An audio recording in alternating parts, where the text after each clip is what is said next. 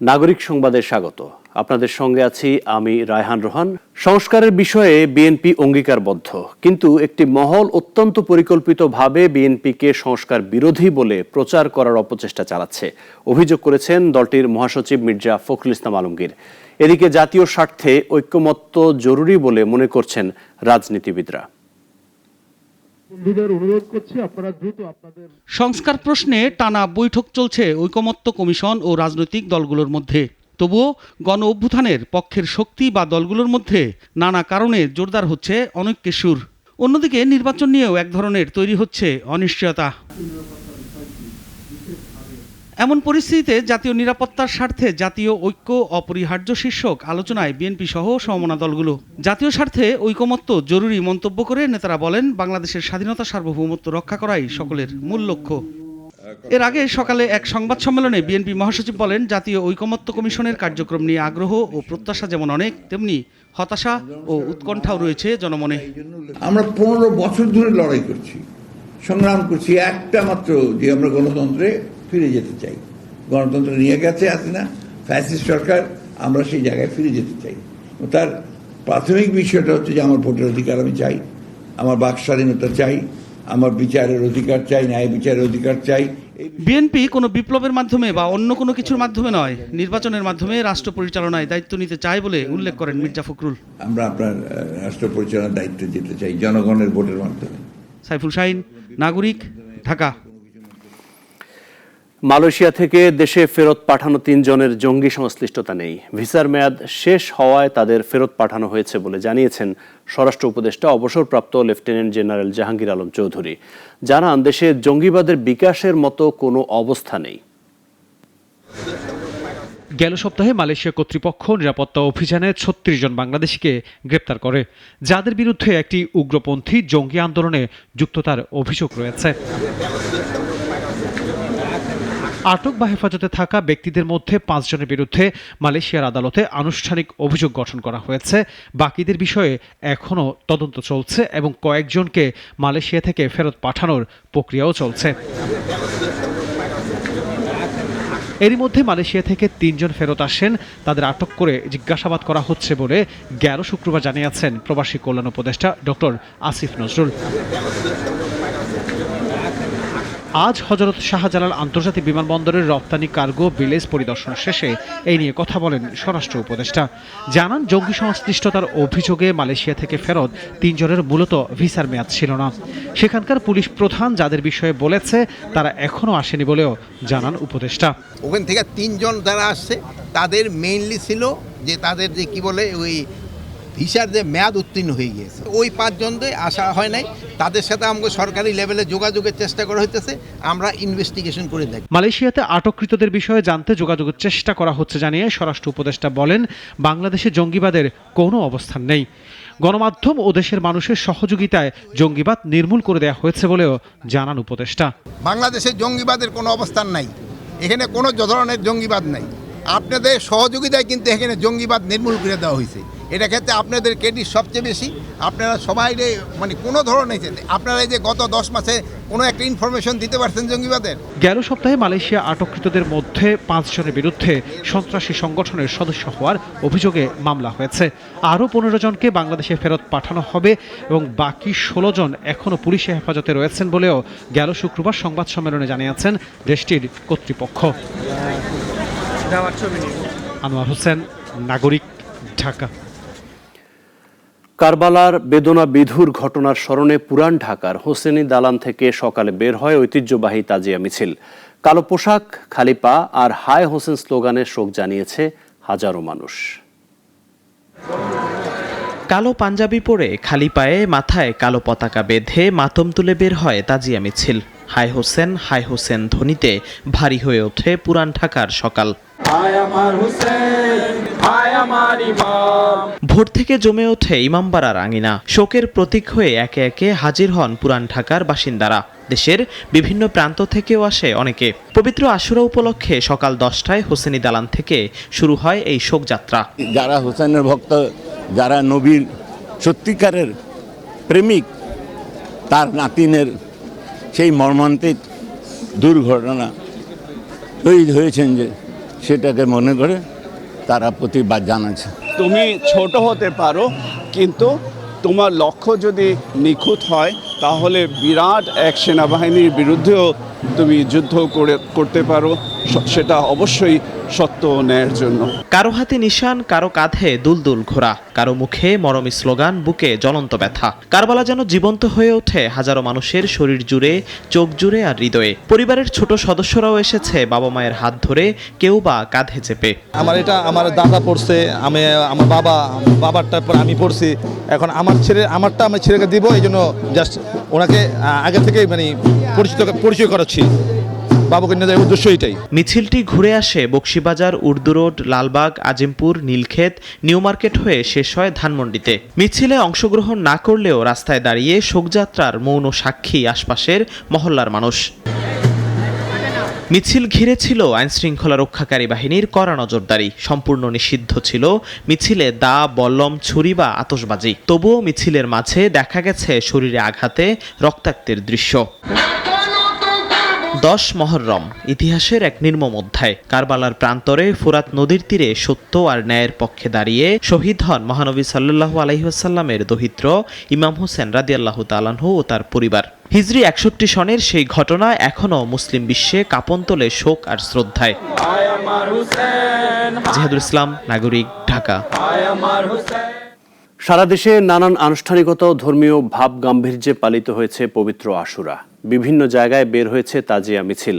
হায় হোসেন রবে কেঁপেছে অলি গলি মহাসড়ক। প্রতিনিধিদের পাঠানো তথ্য ছবিতে আরও জানাচ্ছেন সিরাজুমনি শুভ। চট্টগ্রামে নানান আনুষ্ঠানিকতায় পালিত হয়েছে পবিত্র আশুরা। এ উপলক্ষে সকালে সদরঘাট ইমাম বারগাহ থেকে তাজিয়া মিছিল বের করে শিয়া অনুসারীরা। হাই হোসেন রব তুলে মিছিলে অংশ নেয় তারা। এর আগে ইমাম বারগাহতে মার্সিয়া ও মজলিস অনুষ্ঠিত হয়। রাজশাহীতে যথাযোগ্য মর্যাদায় পালিত হয়েছে মহররম। সকালে রাজশাহী রেলগেট এলাকা থেকে বের করা হয় শোক র্যালি। এতে অংশ নেন শত শত মুসল্লি। ইবাদত বন্দেগী, শোক র্যালি, পথসভা ও মোনাজাতে দিনটি পালন করেন শিয়া অনুসারীরা। পবিত্র আশুরা উপলক্ষে খুলনায় শোক মাতমে তাজিয়া মিছিল করেছে শিয়া সম্প্রদায়। নগরীর আলতাপোল লেনের আঞ্জুমানে পাঞ্জাতানি থেকে শোক ও মাতম মিছিল বের হয়। কালো পোশাকে খালি পায়ে নগরীর বিভিন্ন গুরুত্বপূর্ণ সড়ক প্রদক্ষিণ করে এটি। যশোরেও তাজিয়া মিছিল হয়েছে। এটি শহরের প্রধান সড়ক প্রদক্ষিণ করে। পরে হয় শোক মজলিস।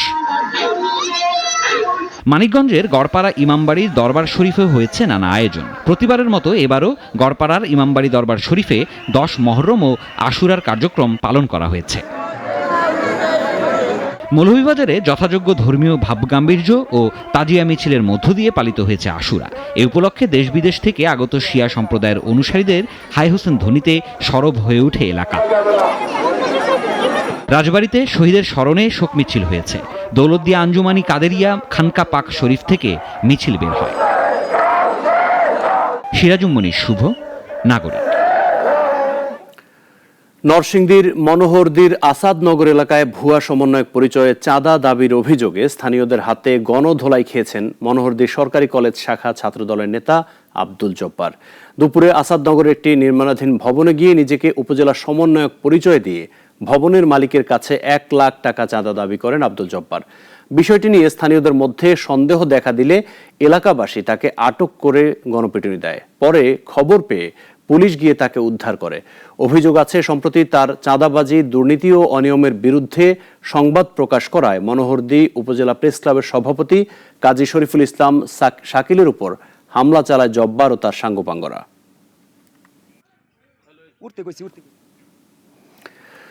নানা আয়োজনে পালিত হচ্ছে রাজশাহী বিশ্ববিদ্যালয়ের 72তম প্রতিষ্ঠা বার্ষিকী। 1953 সালের 6 জুলাই যাত্রা শুরু করা এই বিদ্যাপীঠে এখন পড়ছেন 38,000-এর বেশি শিক্ষার্থী। সকালে বেলুন ও পায়রা উড়িয়ে শুরু হয় উৎসবের। পরে শোভাযাত্রা ও আলোচনা সভায় যোগ দেন শিক্ষা উপদেষ্টা চৌধুরী রফিকুল আবরার ও উপাচার্য প্রফেসর সালেহ হাসান নকিব। বক্তারা বলেন, এখনও শিক্ষার্থীদের খাবার, আবাসন, চিকিৎসা ও গবেষণায় ঘাটতি রয়েছে। তবে 24-এর গণ অভ্যুত্থানের হাত ধরে বিশ্ববিদ্যালয় আন্তর্জাতিক মানে পৌঁছাবে বলে আশা প্রকাশ করেন তারা। সকলে মিলে এই যে বিশ্ববিদ্যালয়ের যে পরিবেশ, সেটা আনন্দের পরিবেশ, সেই পরিবেশকে আমরা সমুন্নত রাখতে পারবো এবং এই বিশ্ববিদ্যালয় যেন আগামী আরও অনেক অনেক বছর ধরে তার যে গুরুদায়িত্ব সেটা সকলে মিলে যেন পালন করতে পারে। প্রকৃত মৎস্যজীবীরা যেখানে আছেন সেখানকার জলমহালের একমাত্র অধিকার সেই মৎস্যজীবীদের, জানিয়েছেন মৎস্য ও প্রাণী সম্পদ উপদেষ্টা ফরিদা আক্তার। দুপুরে সিরাজগঞ্জের রায়গঞ্জে নিমগাছি এলাকায় সমাজভিত্তিক মৎস্য সম্পদ ব্যবস্থাপনা প্রকল্পের কার্যক্রম পরিদর্শন ও সুফল ভোগীদের সাথে মতবিনিময় অনুষ্ঠানে তিনি একথা বলেন। জানান, সারা দেশে হাওর, বাওর, বিল, জলাশয় সবখানেই ইজারা নিয়ে সমস্যা রয়েছে, তাই দ্রুত জলমহাল ইজারা নীতিমালা পরিবর্তন করা হচ্ছে। করার মাধ্যমে সরকারের দারিদ্র্য হ্রাসকরণ উদ্যোগকে সহায়তা করা, জলবায়ু উন্নয়ন অধিকার প্রতিষ্ঠাতে সুফলভোগী দল অংশগ্রহণমূলক পদ্ধতি অবলম্বন। ইজারার ব্যাপারটা আসলে আমরা একটু দেখছি, ইতিমধ্যে জলমহাল ইজারার নীতিমালা যেটা আছে ওটা আমরা কিছু সংশোধনী দিচ্ছি, আমরা সরকারকে দিচ্ছি, আমরা ভূমি মন্ত্রণালয়ের সাথে কথা বলবো, কারণ এই সমস্যাটা আমি দেখছি যে বাওরের এলাকায় আছে, হাওড়ে এলাকায় আছে, সারা বাংলাদেশে সবারই এই সমস্যাটা আছে। জানাবো দেশের বাইরে খবর। যুক্তরাষ্ট্রের তৃতীয় রাজনৈতিক শক্তি হিসেবে আত্মপ্রকাশ করল আমেরিকা পার্টি। টেসলা ও স্পেসএক্সের প্রধান ইলন মাস্ক নিজেই ঘোষণা দিয়েছেন এই নতুন দলের। ডোনাল্ড ট্রাম্পের সঙ্গে দ্বন্দ্বের মধ্যেই মাস্কের এমন চমকপ্রদ সিদ্ধান্ত। বিস্তারিত ডেস্ক রিপোর্টে। যে যতই সম্পদশালী হন না কেন, যুক্তরাষ্ট্রে রিপাবলিকান ডেমোক্রেটদের দুই দলীয় আধিপত্য ভাঙা সহজ কাজ নয়। দল দুটি গত 160 বৎসরের বেশি সময় ধরে মার্কিন রাজনীতিতে প্রভাব বিস্তার করে আসছে। এবার সে কঠিন কাজটি করতে চলেছেন ইলন মাস্ক। যুক্তরাষ্ট্রের নতুন রাজনৈতিক দল গঠন করার ঘোষণা দিয়েছেন টেসলার বস। দলটির নাম আমেরিকা পার্টি। এক্সে চালানো এক জরিপে 12 লাখের বেশি ভোট পড়ে প্রায় 2/3 ভোটার জানিয়েছেন তারা নতুন রাজনৈতিক দল চান।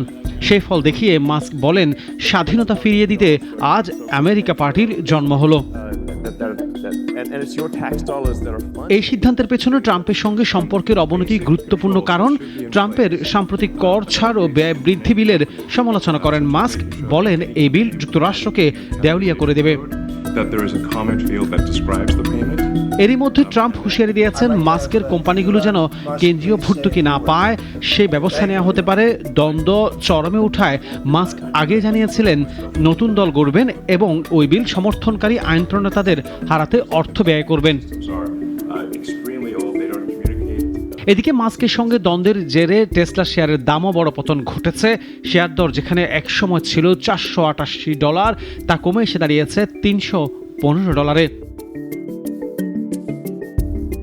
প্রতিষ্ঠান নির্ভর ইলন মাস্ক রাজনীতিতে কতটা সফল হবেন তা সময় বলে দেবে। তবে আমেরিকা পার্টির ঘোষণায় যুক্তরাষ্ট্রের দ্বিদলীয় রাজনীতিতে নতুন প্রশ্নের মুখে পড়েছে ট্রাম্পের রিপাবলিকান দল। ডেস্ক রিপোর্ট, নাগরিক। এবারে খেলার খবর। আজ দেশে ফিরছেন বাংলাদেশ নারী ফুটবল দল। প্রথমবারের মতো এশিয়া কাপে খেলবে মেয়েরা। ঐতিহাসিক এই অর্জনে বাফুফে ঋতুপর্ণাদের অভিনব সংবর্ধনা দেবে। আজ দিবাগত রাত 2:30টায় রাজধানীর হাতিরঝিল এমপি থিয়েটারে বাফুফে সংবর্ধনার আয়োজন করছে। বাংলাদেশ নারী ফুটবল দল আজ মিয়ানমার সময় সন্ধ্যা 7টায় রওনা হবে। মিয়ানমার থেকে থাইল্যান্ডে পৌঁছাবে রাত 9টায়। থাইল্যান্ডে খানিকক্ষণ যাত্রা বিরতির পর মধ্যরাত 1:30টায় ঢাকায় পৌঁছানোর কথা বাংলাদেশ দলের। বিমানবন্দরে আনুষ্ঠানিকতা শেষে রাত 2:30টায় পুরো দল হাতিরঝিলে পা রাখবে। এখন এ পর্যন্তই। নাগরিকের খবর ও অন্যান্য আয়োজন দেখতে চোখ রাখুন আমাদের ওয়েবসাইট, ইউটিউব ও ফেসবুকে। সবাইকে ধন্যবাদ।